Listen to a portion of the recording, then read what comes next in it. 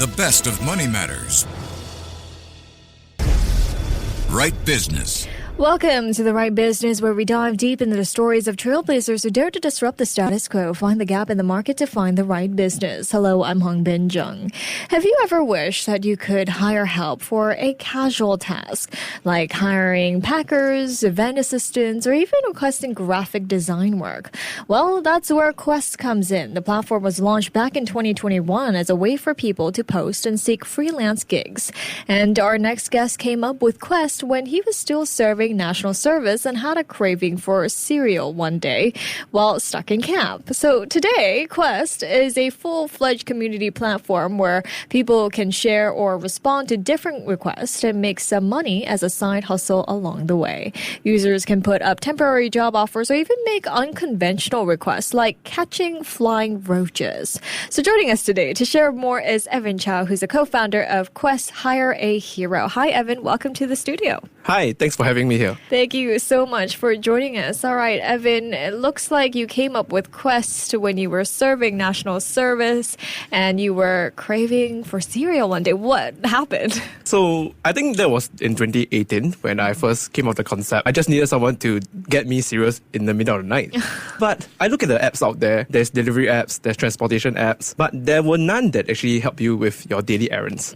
So that's when the concept first started. But it was only when I went to SMU in 2019 that I met my co-founders. It was the height of COVID-19. So that really kind of sparked us because we saw that many students like ourselves were very worried about, can they get jobs in the future? Can we earn extra income? So we saw one side, on the supply side, there were many people who were willing to earn more additional income. At the same time, there were people like myself who wanted to pay to run errands or even do professional work. So I think that's where we saw a gap in the market and we validated it through a Telegram channel. Okay. So in your opinion, what do you think was missing in the current gig economy, and how does Quest aim to close that gap and make gig work more accessible? I think what we have seen so far is that there are many platforms that can do like your food deliveries and transportation. There are also many that your Fiverr, your Upwork, which are very freelance platforms. But what was lacking in the market was about local services. So what if you want someone to do a TikTok campaign for you? What if you want local services as I want someone to run an errands for me? There was such a lack of a market. So what we tried to do was we built a technology, an app, and we gather people together. I mentioned earlier that we started as a Telegram channel. So we use that to kind of like validate the idea. If we can match both demand and supply together, will people pay for it? So what we saw was that within a period of 5 months, we saw our platform from 100 users grew into 5,000 different customers paying for different tasks and errands, like what you mentioned, from very odd jobs like killing a cockroach for my business or to very serious work like I need 10 content creators for my business. And then that helped a lot of businesses grow. Okay. Well, AI seems to be central to your platform. How does Quest AI work behind the scenes to match workers with gigs, and how does it improve over time? So we actually use AI in multiple ways, but as you are asking for, which is for matching of the heroes. So something we care about a lot when a user come in is that we focus on what your skills are, what are your minimum earning per hour requirements, where is your location. So we use all this to aggregate together a score to kind of like, if there's a quest that matches your score within a certain number, we will actually send out a push notification to you. Okay, very interesting. So with the rise of the gig economy, how do you think businesses and workers will need to adapt in the future, especially as more people opt for flexible work options? Firstly, I think they should try to be more open to use freelance platforms to kind of hire different freelancers. But I think it's a lot about, for these people, they just need to be open to see whether can they segment different part of their jobs to let freelancers take over some of the part of the job. Even for ourselves in Quest, for our marketing team, we used to have more full-timers in the role.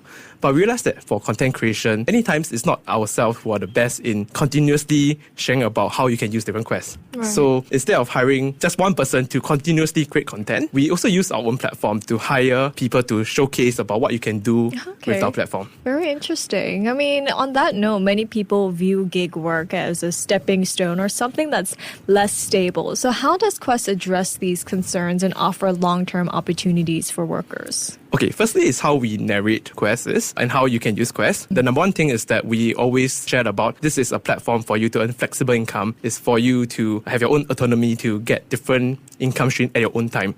So something we do is that once you come into the platform, you realize that there's a search bar for you to search for quests. Because something we realize is that because most of the customers on our platform wants things to be done urgently, they need things to be done urgently so that when a quest is posted, if you search for them, they will already be gone.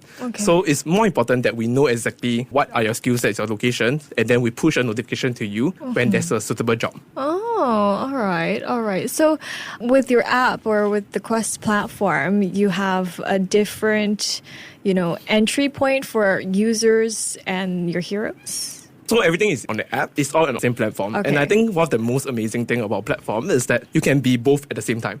So what we see in many, many use cases is that firstly, most people come into our platform to earn more income. So they recognize that they can earn some side hustle here and all that. But ultimately, they start to see, I can also use this platform to hire others to do things that I can't.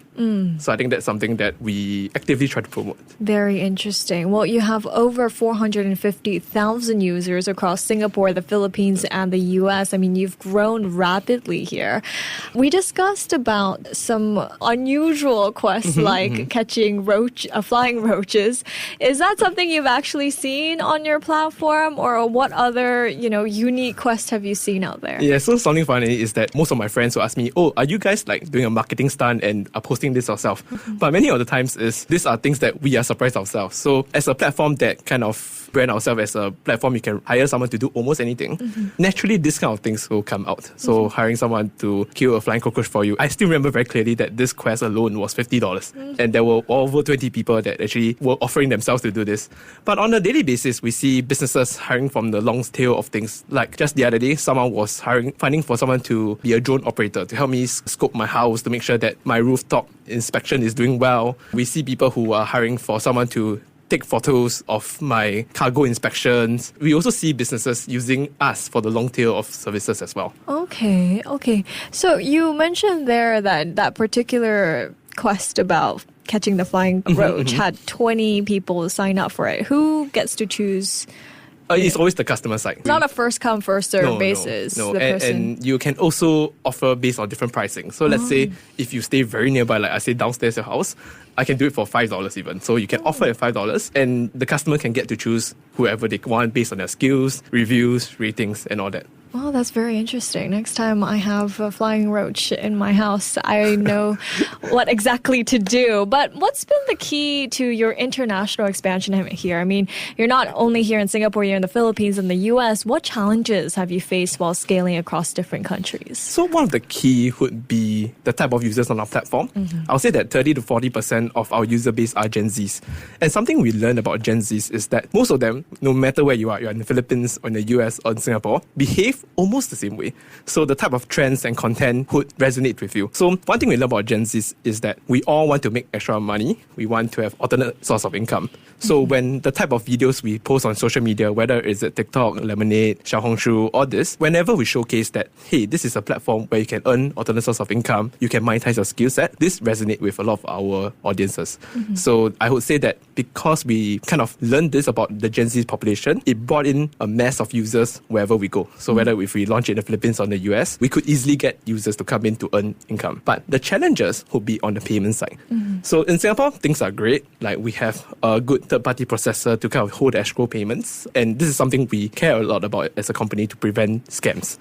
But over in the Philippines, in the US, where we don't really have a presence there yet, like physical presence yet, it can be really challenging to find a player that can do the escrow payments. So for us to scale rapidly across other markets, one of the things we need to solve first, which honestly we haven't really solved yet, is about payments. So a lot of the things we're working on in 2025 to 2026 will be about building our payments infrastructure.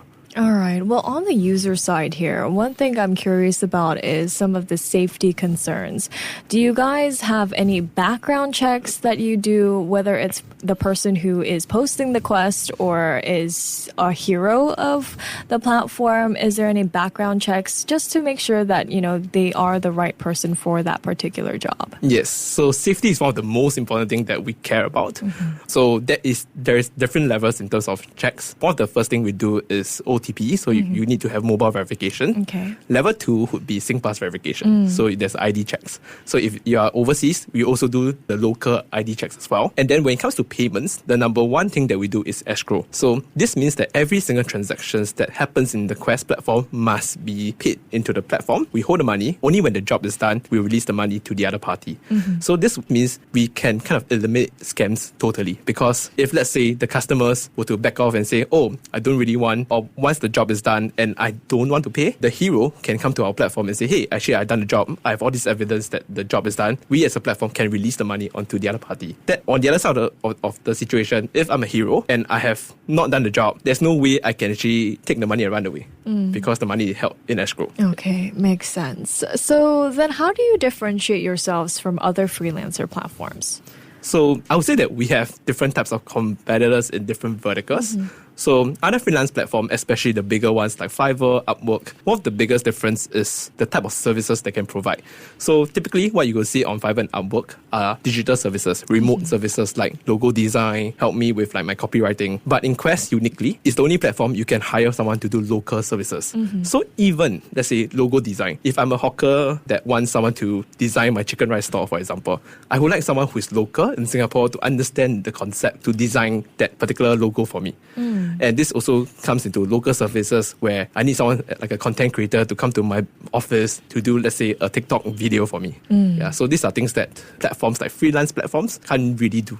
Very interesting. Well, you've been named Forbes 30 Under 30 Asia 2025. Congratulations. Thank you. That is a huge milestone. But what's the most important lesson or mindset shift that has gotten you to where you are today? I would say it was all about how to run a business. Okay. Also, the mindset of running a business. Okay, first thing first is that we've started very young. We were uni students when we first started Quest. So this meant that we were very impressionable. Most advisors or mentors that speak to us will listen almost 100% of what they say. So in 2021, or when the market was better, things were more positive, the way people advised us was, hey Evan, I think and they saw the growth of Quest, like we had virality, we could grow very quickly. So a lot of the advisors was, I think one of the things you can do now is to grow as quickly as possible. And then when you have over 1 million users, then you can think of monetization, then and you will definitely raise, and you can get fundraising from venture capitals and all that. So being young students, we're like, that's the way we do things. But over the years, we realized that no matter what, making sure we earn as a business, we can generate revenue to be sustainable is the most important. So that if we want to take additional funding or not, we have the choice to do that.